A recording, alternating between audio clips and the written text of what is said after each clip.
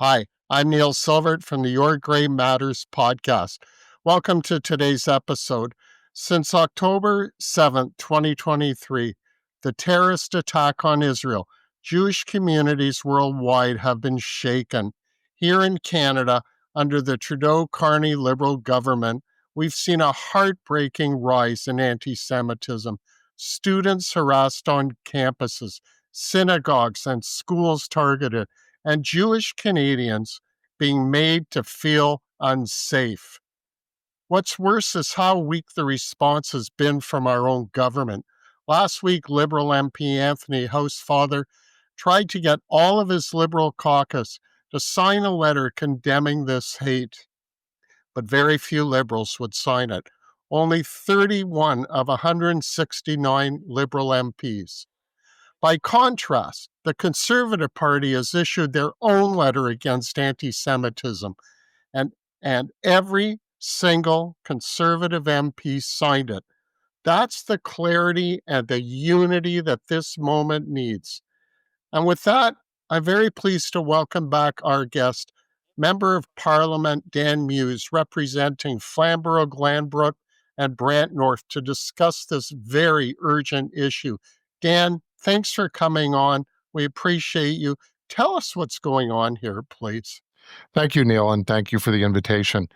We issued this statement yesterday, which was frankly a very simple statement, which is stand up for the Jewish community. Because imagine this, in Canada, there are, and the most recent incident was an attack on a grocery store in Ottawa, but there's been attacks on schools and synagogues and Jewish businesses, and so this is not the Canada that we all know and love, or knew and love, and so we said it was important to stand up, and it was really a simple message.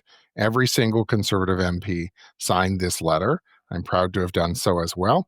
And someone pointed out to me that by contrast, I think it was 18.5%, I thought it was 20, of the Liberal caucus signed the letter proposed by Anthony Housefather. But to me, this should be a no-brainer.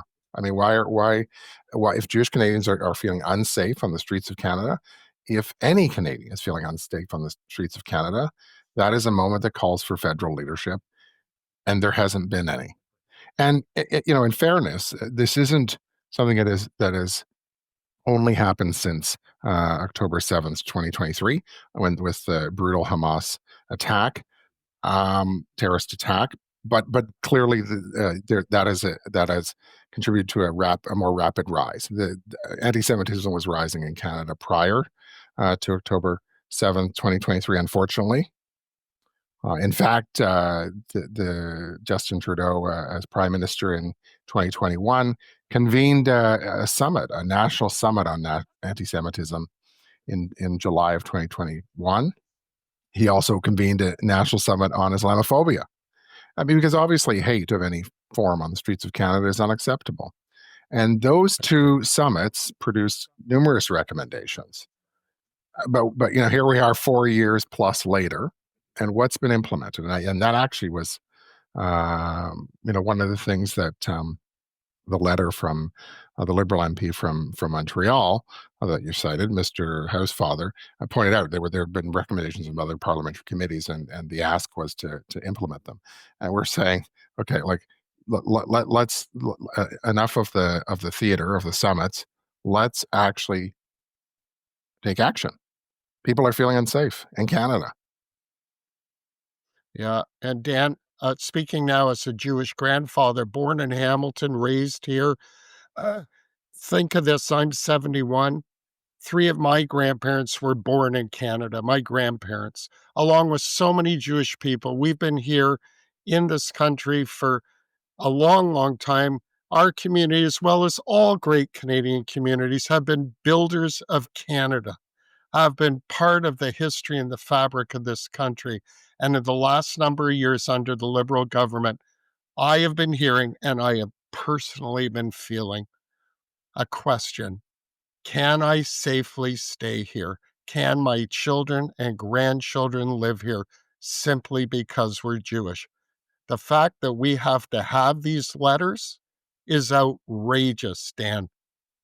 And I'm very thankful to the Conservative Party for taking the strong stand that the Liberal Party continues to refuse to do on this terrible situation. You're exactly right. Why are these letters even necessary? People, this is the history of Canada. People have come from all corners of the world in search of freedom and opportunity and hope for a better future for their children. And that was the Canada and is the Canada we know and love. But something has gone amiss in the last number of years.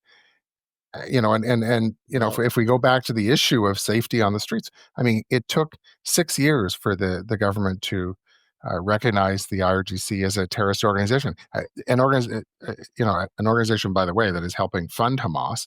And there was a unanimous resolution of Parliament that, in fact, the Prime Minister Trudeau supported and his cabinet, but it took them 6 years to actually make that recognition. There are other terrorist organizations that other countries, allied countries, have listed, and we have not yet done so in Canada. We've raised that as the official opposition, but the government has failed to do so because these organizations are then able to organize on the streets of Canada, fundraise, and undertake activities that produce hate, which and you can see all the videos that are on social media. You can see the news reports that have been out.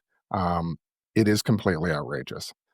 And again, whether that's attacks on the Jewish community, whether that's through incidents of Islamophobia, there have also been attacks on Muslim families not far from me here in London, Ontario. There's a very tragic incident in 2021, and so this is not acceptable, and this requires federal leadership.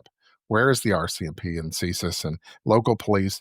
Obviously, are stretched. We unfortunately have a crime wave happening in Canada. That's evident as well. But I mean, here in my home city of Hamilton, yes, crime is up in a number of facets, but hate crimes are also up, and the number one target is the Jewish community, and that's unacceptable, and that's what we're standing out against. And thank you, Dan. And we thank the Conservative Party for taking this stand.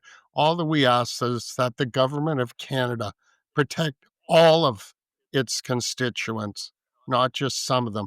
And every Canadian, no matter the background, is a part of this government's constituency. They just seem to have decided that some of us aren't. Thanks for coming on, Dan. We appreciate you mentioning this and talking about it. And with that, everybody, we will see you again soon on the Your Grey Matters podcast. Thanks for watching. If you found it interesting and you liked it, give us a thumbs up. If you're ready to subscribe, click right here. And if you'd like to see another episode, click right here. Tell a friend. Send us comments. Thanks a lot.